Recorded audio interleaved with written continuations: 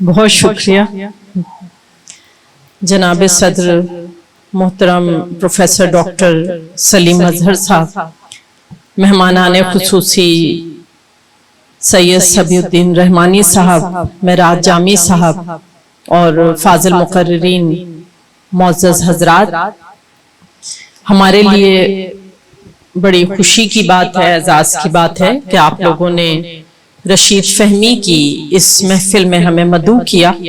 اور ہمیں موقع دیا کہ ہم بھی چند گزارشات یہاں پیش کر سکیں۔ ہم سب جانتے ہیں کہ رشید وارثی صاحب بحیثیت ممتاز نعت گو، شاعر، نعتیہ ادب پر اولین نقاد اور محقق کے طور پر اپنا ایک خاص مقام رکھتے ہیں۔ رشید وارثی صاحب کی شاعرانہ ہنر کی گہری سمجھ، نعت کی روحانی و فنکارانہ مہارت سے ان کی عقیدت اور اس ضمن میں ان کا وسیع مطالعہ ہمارے نزدیک رشید وارثی صاحب کی تنقید کو بھی خاص اہمیت کا حامل بنا دیتا ہے۔ اسی لیے ہم نے آج رشید وارثی صاحب کی تنقید کا انتخاب کیا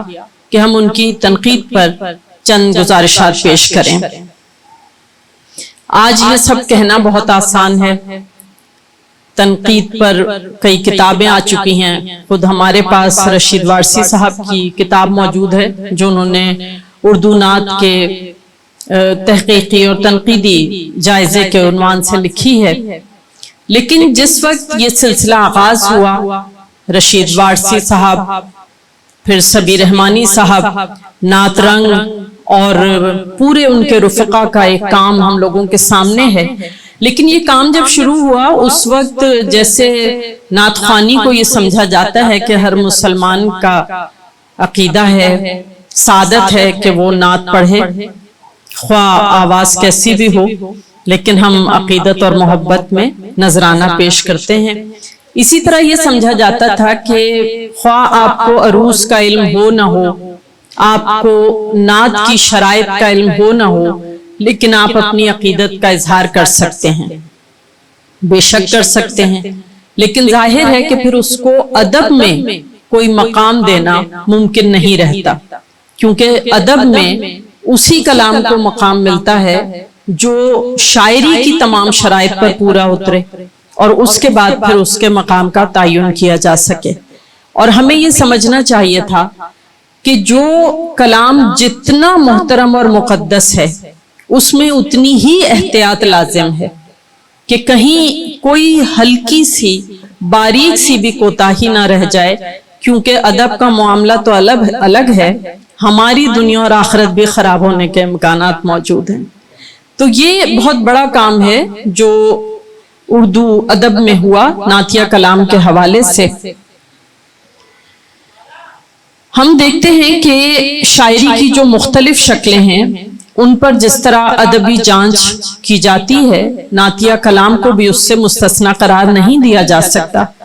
رشید وارثی صاحب جب یہ تنقید و تحقیق شریعت اسلامیہ کے تناظر میں کرتے ہیں تو دراصل وہ یہ باور کراتے ہیں کہ جیسے مختلف اشیاء کی جانچ کے پیمانے الگ ہوتے ہیں، جیسے کلو، میٹر، گز، لیٹر وغیرہ،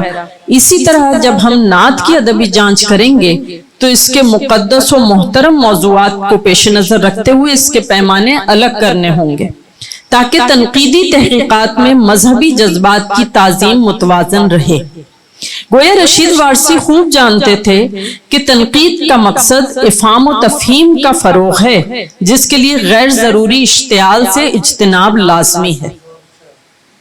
بے شک بات کہنے کا طریقہ و سلیقہ ہی بات کو قابل فہم ہی نہیں، قابل قبول بھی بناتا ہے۔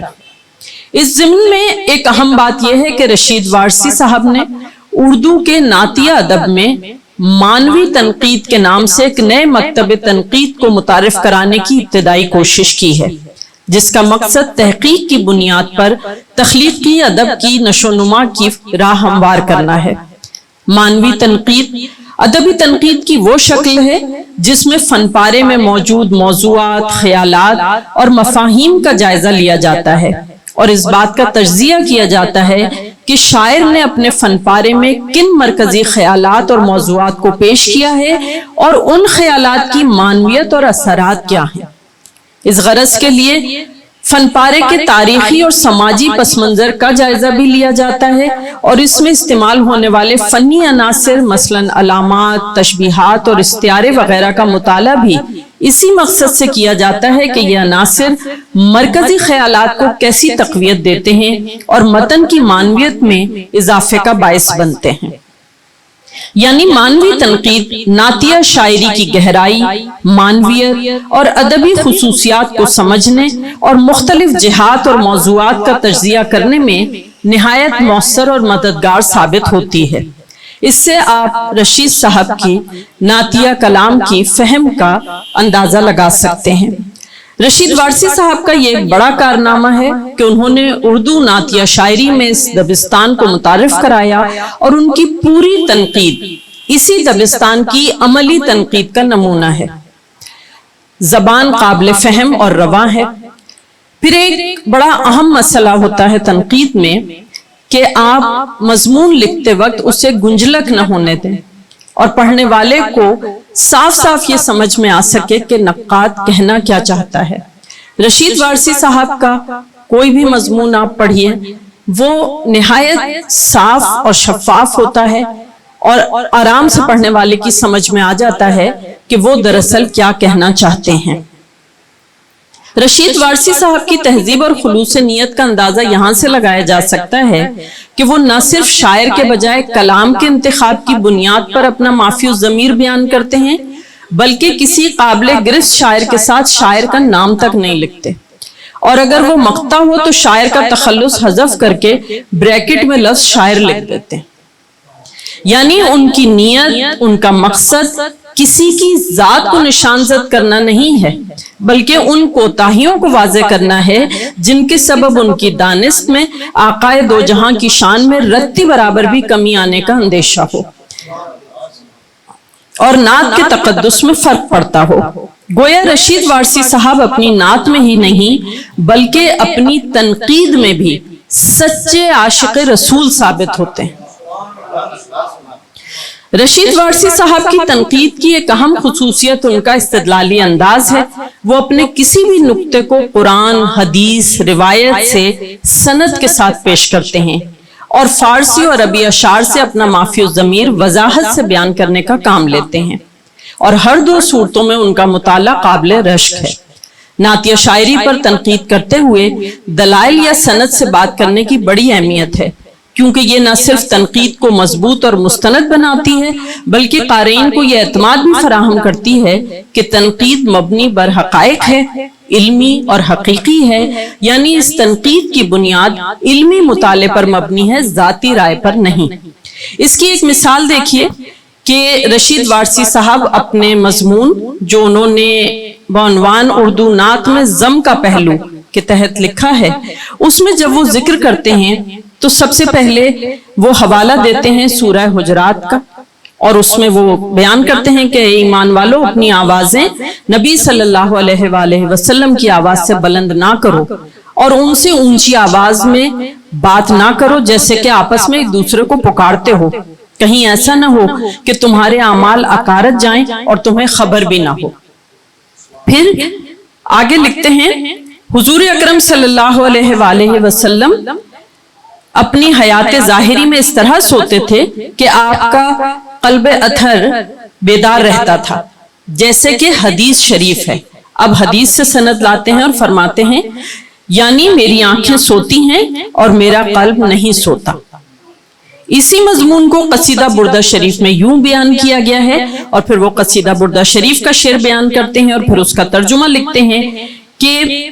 آپ پر رویائے صادقہ کے ذریعے جو وحی آئی تھی اس کا انکار نہ کرو، کیونکہ آپ کا قلب اطہر ایسا تھا کہ جب آنکھیں سوتی تھیں تو وہ نہ سوتا تھا۔ اب آپ یہ دیکھیے کہ کتنی تفصیل سے اور مختلف اسناد کے ساتھ، یعنی کہ کوئی ایک سند یا ایک دلیل وہ لے آئیں، تمام دلائل کی روشنی میں وہ اپنا معافی ضمیر بیان کرتے ہیں تاکہ پڑھنے والے کو یہ احساس ہو سکے کہ یہ بات محض ذاتی رائے پر مبنی نہیں ہے یا ہوا میں نہیں کی جا رہی، بلکہ اس کے پیچھے پوری ایک تاریخ، پوری اسناد موجود ہیں۔ رشید وارثی صاحب کی دلائل پر مبنی تنقید ایک طرف تو شعراء کو ان کی کوتاہیوں کی جانب متوجہ کر کے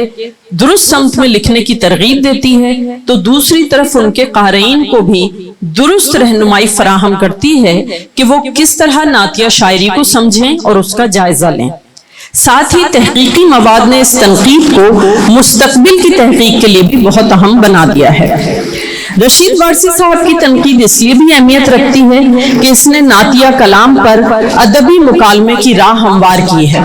ظاہر ہے جب بھی تنقید لکھی جاتی ہے اس سے اختلاف بھی ہوتا ہے اور اتفاق بھی ہوتا ہے، اور یہی ایک اچھی تنقید کی اساس ہوتی ہے کہ اس سے معاشرے میں مکالمے کی راہ ہموار ہوتی ہے اور مکالمہ کیا جا سکتا ہے۔ رشید وارثی صاحب پر جو اعتراضات کیے گئے انہوں نے کھلے دل سے ان اعتراضات کو قبول کیا اور پھر دلائل کے ساتھ غیر جذباتی ہو کر علمی بنیاد پر ان کا جواب دیا ہے۔ ظاہر ہے کہ جب محترم اور معتبر ادبی شخصیات کے درمیان مکالمہ ہوتا ہے تو ہم سب کے لیے سیکھنے اور سمجھنے کو بہت کچھ مل جاتا ہے۔ اس حوالے سے مختلف نقطہ ہائے نظر سامنے سے ادبی میدان میں تنوع اور گہرائی پیدا ہوتی ہے۔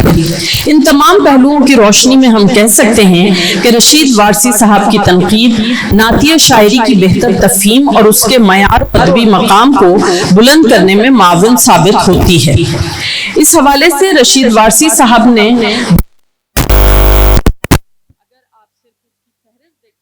اندازہ ہوگا کہ انہوں نے کتنے تنوع سے کام لیا ہے اور اردو نعت کے مختلف پہلوؤں کا احاطہ کیا ہے، جیسے اردو نعت نگاری میں ضم کے پہلو،